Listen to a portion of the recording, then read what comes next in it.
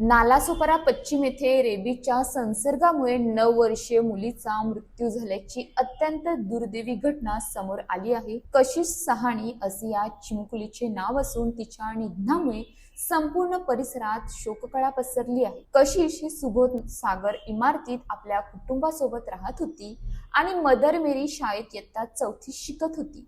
सुमारे 6 महिन्यापूर्वी ती आपल्या आजोबांसोबत जात असताना एका भटक्या कुत्र्याच्या नखामुळे तिच्या हाताला ओरखडा लागला होता। त्यावेळी तिला दवाखान्यात नेण्यात आले, मात्र इंजेक्शनाच्या भीतीमुळे उपचार पूर्णपणे झाले नाहीत।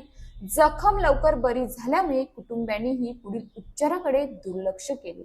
मात्र काही दिवसांपूर्वी कशिशची प्रकृती अचानक खालावली। तिने अन्न पाणी घेणे बंद केले, डोळे लाल झाले आणि ती अस्वस्थ दिसू लागली। घरच्यांनी तिला तातडीने स्थानिक रुग्णालयात दाखल केले। डॉक्टरांच्या सल्ल्यानुसार पुढील उपचारासाठी तिला मुंबईतील कस्तुरबा रुग्णालयात हलवण्यात आले, मात्र उपचारादरम्यान तिचा मृत्यू झाला। वैद्यकीय अहवालानुसार तिचा मृत्यू रेबीजच्या संसर्गामुळे झाल्याचे स्पष्ट झाले आहे। या घटनेनंतर परिसरातील नागरिकांमध्ये भीतीचे वातावरण निर्माण झाले आहे।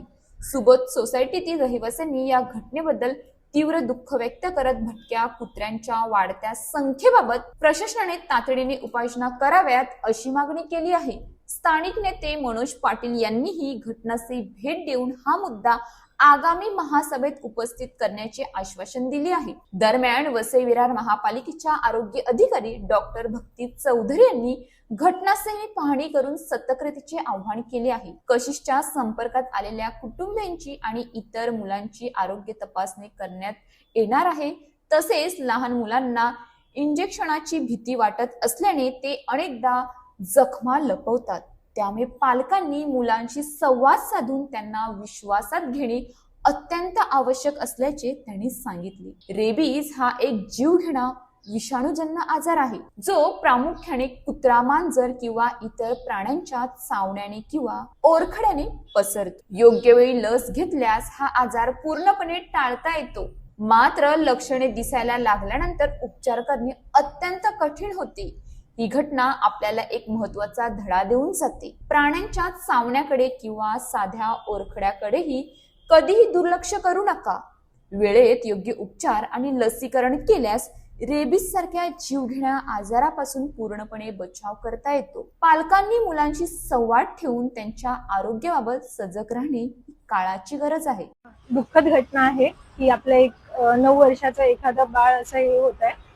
माझं एकच लोकांना आव्हान राहील की असं काही तुम्ही खेळताना किंवा तुम्ही काही होताना तुमचं जर कुत्र्यांशी किंवा कुठल्याही ॲनिमल्सशी त्याच्या चावण्यानी किंवा त्याचा नाखून लागण्यानी असं कुठलाही तुम्ही कॉन्टॅक्ट मध्ये आलात त्यांच्याशी, तर तुम्ही घरी तुमच्या मुलांना तितकं हे सांगा की ते घाबरून, मुलं काय होतात इंजेक्शनला घाबरून घरी सांगत नाही, तर ती गोष्ट न होता तुम्ही तेवढं कॉन्फिडन्स दिलं पाहिजे की त्यांनी कुठलीही गोष्ट तुम्हाला घरी येऊन सांगितली पाहिजे। आणि प्लस आपले जेवढे पण आरोग्य सेंटर्स आहेत किंवा हॉस्पिटल्स आहेत, तिकडे आपल्या सगळ्या सेंटर्सवर अँटी रेबीज वॅक्सिन्स अवेलेबल आहे, इम्युनोग्लोबिलिन अवेलेबल आहे।